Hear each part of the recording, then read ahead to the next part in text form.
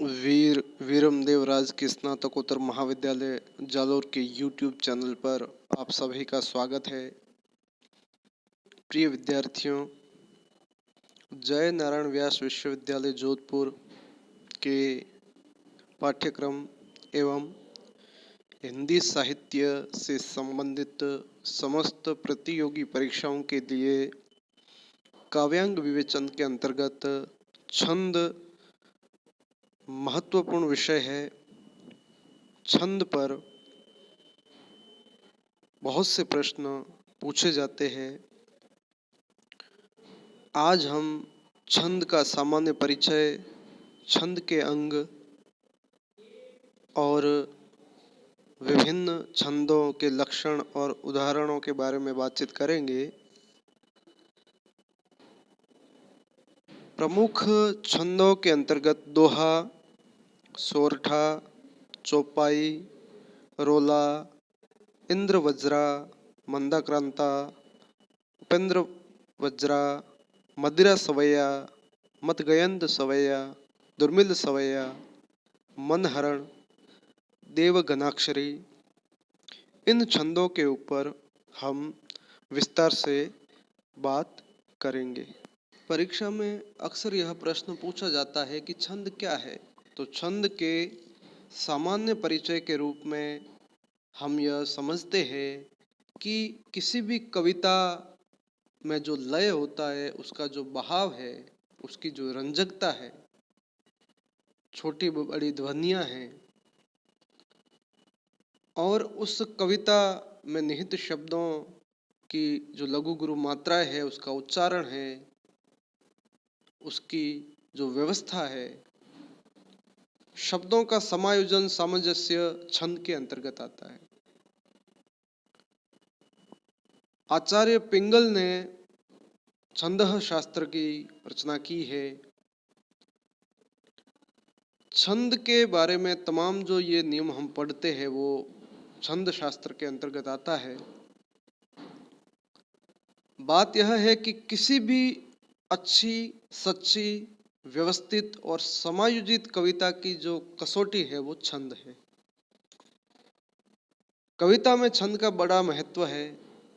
कविता को एक व्यवस्था प्रदान करने के लिए, उसमें सुंदरता का बोध करवाने के लिए, रंजकता, मधुरता, ये तमाम जो विशेषताएं हैं वो छंद के अंतर्गत निहित होती है।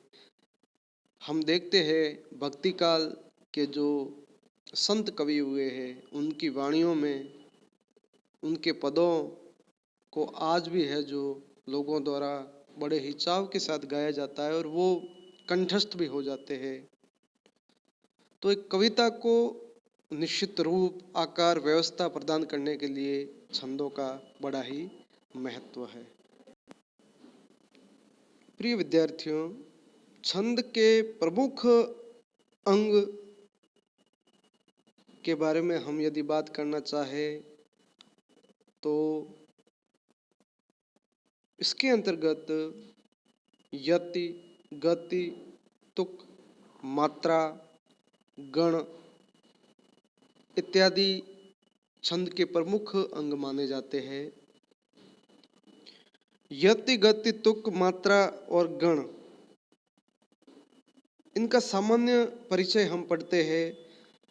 गति कविता का लय है, कविता का बहाव है, कविता किस लय में है जो उच्चरित होती है, वो गति के अंतर्गत आती है।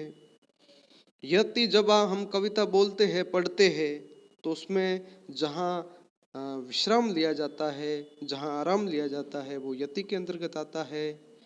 और समान उच्चारण हेतु शब्दों का जो प्रयोग कविता में किया जाता है वो तुक कहलाता है। और तुकांत जो होते हैं वो प्राय पद्य है वो तुकांत होता है और उससे है जो कविता में मधुरता बढ़ती है, रंजकता बढ़ती है। वर्ण का जो उच्चारण समय है वो मात्रा के अंतर्गत आता है। जैसे कि मात्राएं हम दो भागों में विभाजित कर सकते हैं, लघु और गुरु। वर्ण को बोलने में जो कम समय लगता है, जिसे ह्रस्व भी कहते हैं, तो वो लघु के अंतर्गत आता है। और जहाँ दीर्घ समय लगता है वो गुरु के अंतर्गत आता है। जैसा कि आप स्क्रीन पर देख रहे हो, लघु और गुरु के लिए अलग से निशान दिख रहे होंगे आपको। अंग्रेजी का आई या हिंदी का खड़ी पाई लघु का संकेत है। अंग्रेजी का एस गुरु का संकेत है। लघु एक मात्रा का सूचक है और गुरु दो मात्राओं का सूचक है। गण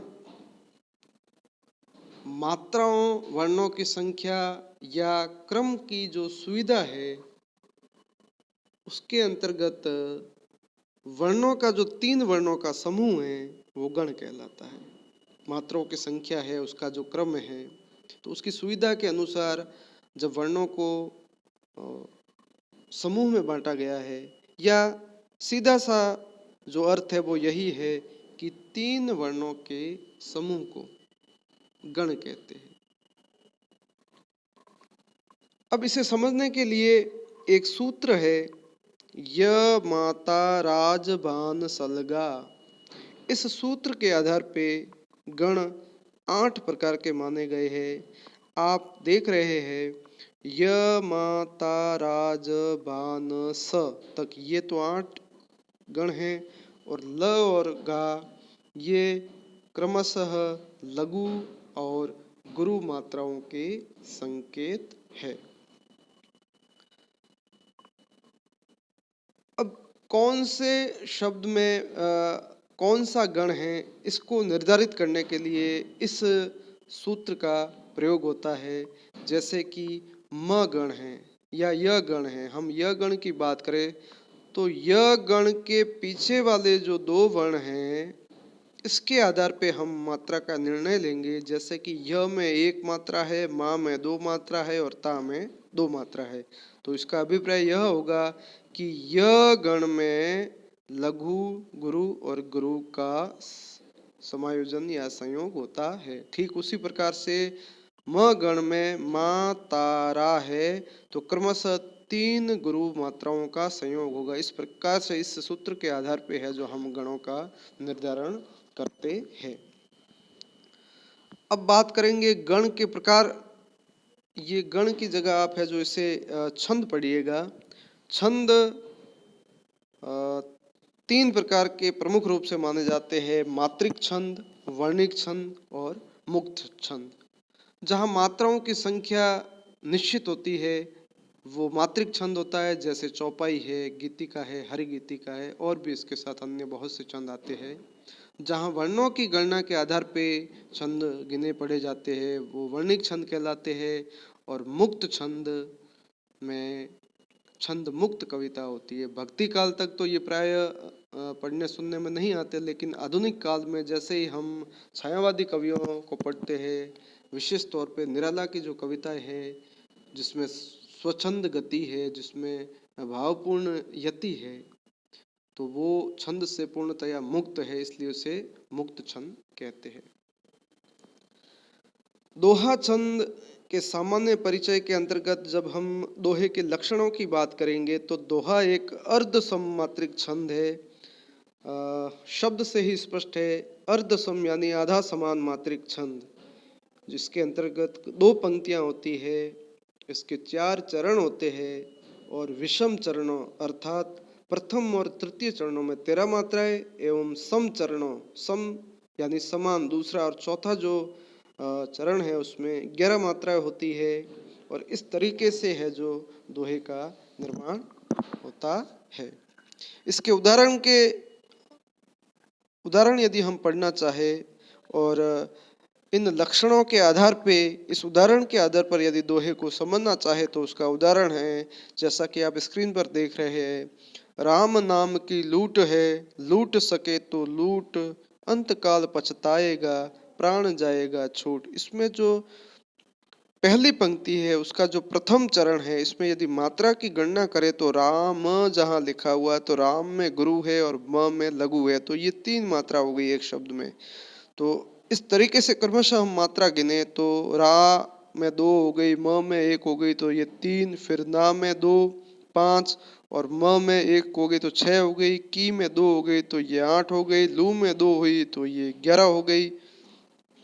इस तरीके से जो पहला पहला चरण है उसमें 13, और दूसरे में है जो 11 होगी, तीसरे में पुनः 13, और चौथे में 11। तो इस तरीके से पहले और तीसरे में 13 और चौथे और दूसरे में 11 मात्राओं के संयोग से दोहे छंद का निर्माण होता है। तो इस तरीके से आज हमने छंद, उसका सामान्य परिचय और छंद के प्रकार और दोहे छंद के लक्षण और उदाहरण के बारे में बातचीत की है।